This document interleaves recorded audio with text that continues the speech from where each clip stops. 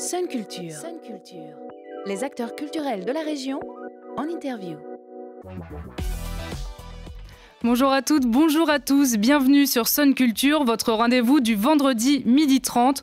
Aujourd'hui, j'ai le plaisir de recevoir dans les studios de Sun Léopold Cottineau, galeriste et cofondateur de la Galerie des Oubliés à Nantes, une galerie qui met en lumière les artistes cachés. Bonjour Léopold Cottineau. Bonjour. Tout d'abord, pour avoir plus de précision, la Galerie des Oubliés, qu'est-ce que c'est exactement ? Eh bien, tout d'abord, c'est une galerie d'art, mais une galerie d'art avec un concept bien spécifique, en fait, qui est celui d'exposer des artistes qui n'ont pas eu la reconnaissance de leur époque, et ce, malgré la valeur artistique de leur travail. Donc ce sont des artistes, soit qui n'ont jamais exposé, et dont les ateliers sont restés cachés, secrets, ou des artistes qui ont une petite notoriété à un moment donné, mais qui s'est complètement estompée avec le temps, si vous voulez. Donc la volonté de la Galerie des Oubliés, c'est vraiment de redonner de la visibilité à ces artistes-là, de leur réoffrir une légitimité, en fait, une place dans le monde de l'art. Voilà. Et donc la création de cette galerie, c'est un peu une affaire de famille, puisque vous l'avez créée avec votre maman, Isabeau Jousse, donc cofondatrice de la Galerie des Oubliés. Pourquoi tous les deux, vous avez décidé, vous avez pris cette initiative de mettre en avant les artistes incompris? D'où vient cette volonté ? Eh bien, à vrai dire, c'est parti, cette idée. Les fondements de ce projet remontent, je dirais, à plusieurs années déjà. En fait, à force de visiter des ateliers d'artistes, on a pu constater que bon nombre d'entre eux étaient en fait dispersés, disséminés au moment des successions, et en fait n'étaient jamais mis en valeur malgré la qualité artistique de leur travail. Et donc l'idée, elle a germé comme ça au départ. Et puis il y a un atelier en particulier qui nous a marqué, c'est l'atelier de Yann Détré, qui est un atelier qui est situé dans le Morbihan, qu'on peut visiter d'ailleurs encore aujourd'hui. Et c'est un endroit assez extraordinaire parce qu'en fait, on peut retrouver toute l'œuvre d'une vie entière d'un artiste dans toute sa cohérence. Donc c'est vraiment bouleversant. Et finalement, c'est un petit peu ce qu'on a voulu reproduire avec la Galerie des Oubliés, avoir un lieu dédié justement aux artistes qui n'ont pas forcément eu de succès au moment de leur vivant, et donc leur redonner une place, si vous voulez, un lieu pour qu'ils puissent être vus par le public. Donc c'est un projet qui vous trotte dans la tête depuis longtemps. Oui, ça fait presque 2 ans déjà qu'on prépare ce projet. Et selon vous, pourquoi certains artistes ont été très peu, voire jamais exposés? Comment on peut rester dans l'ombre malgré un travail fourni assez important? Ça peut s'expliquer en fait par plusieurs raisons. En premier lieu, parfois c'était des artistes qui étaient assez timides, réservés, donc ça peut être des questions de personnalité en fait. Ça pouvait être un frein à la diffusion de leur travail parce qu'ils n'avaient pas forcément accès au bon réseau. Et puis d'autre part, ça peut être aussi des questions de mode en fait.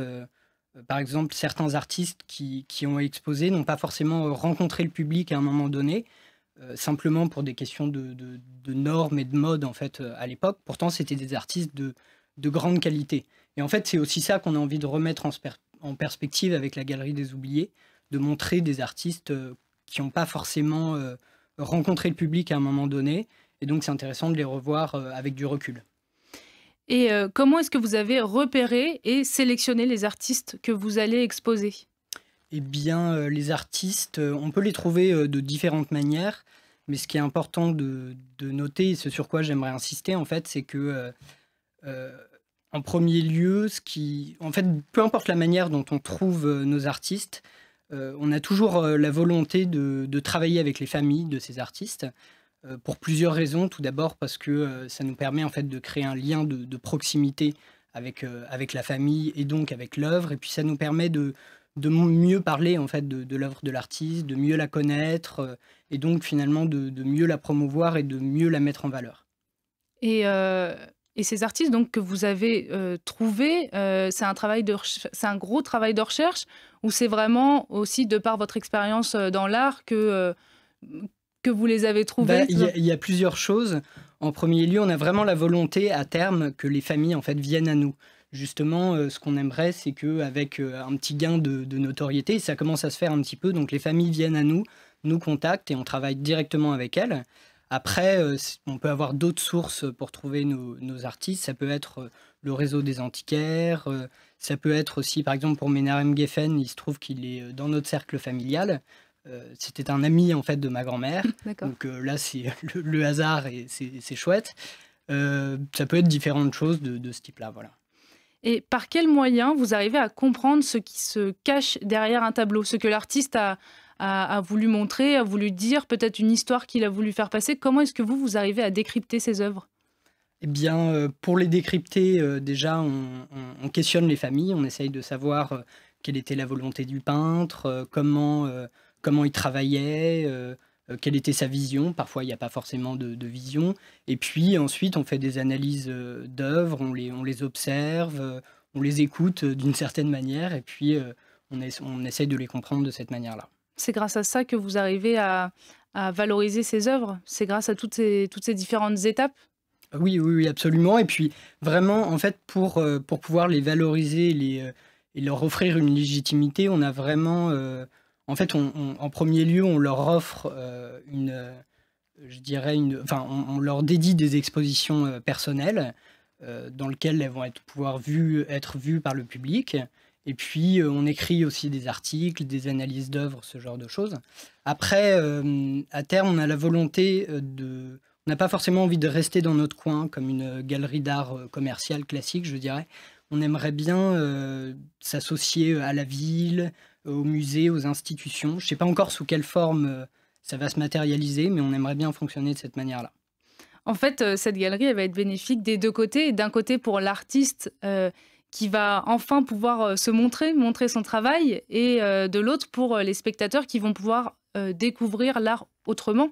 Ben oui, tout à fait, puisque c'est des œuvres qui sont parfois inédites, donc qui n'ont jamais été montrées par le public, ou des œuvres simplement qui n'ont pas été montrées depuis presque 50 ans, par exemple. Donc c'est toujours émouvant de retrouver une exposition où des œuvres n'ont pas été montrées au public depuis très longtemps. Pour votre première exposition, vous avez donc choisi de mettre en lumière, vous l'avez évoqué juste avant, le peintre israélien Menahem Geffen, avec une série de 21 tableaux réalisés à Londres dans les années 1960 et 1970. Pourquoi avoir décidé d'inaugurer l'exposition avec ce peintre? Eh bien, je dirais parce que en fait, c'est une peinture qui est assez joyeuse, en fait.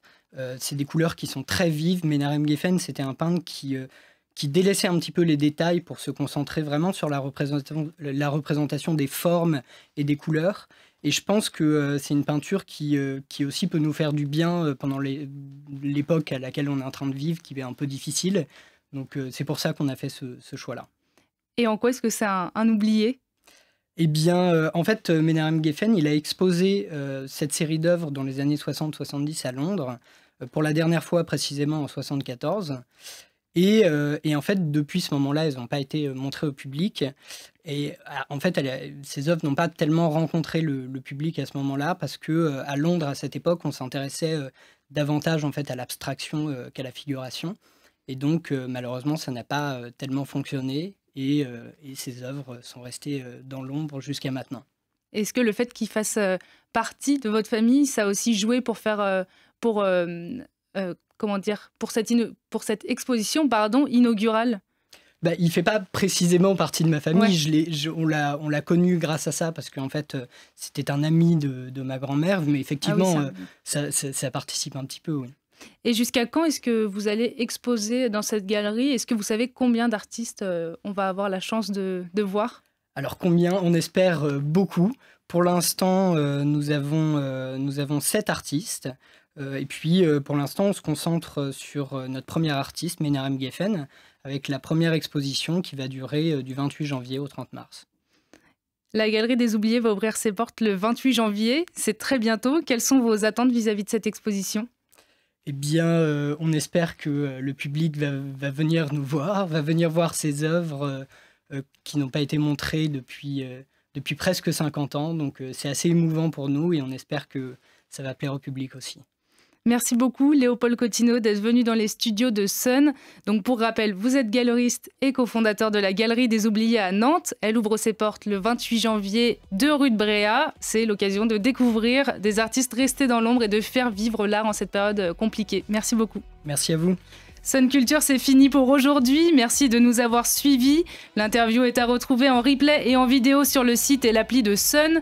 On se retrouve vendredi prochain à 12h30 pour un nouveau rendez-vous culturel. Restez avec nous dans quelques minutes sur Sun, c'est le Flash Info de 13h. Et ne manquez surtout pas le Sun Music Addict à 18h. Le groupe nantais From Constellation sera en direct des studios pour un live pop-rock psyché. Très belle journée à l'écoute du son unique et bon week-end.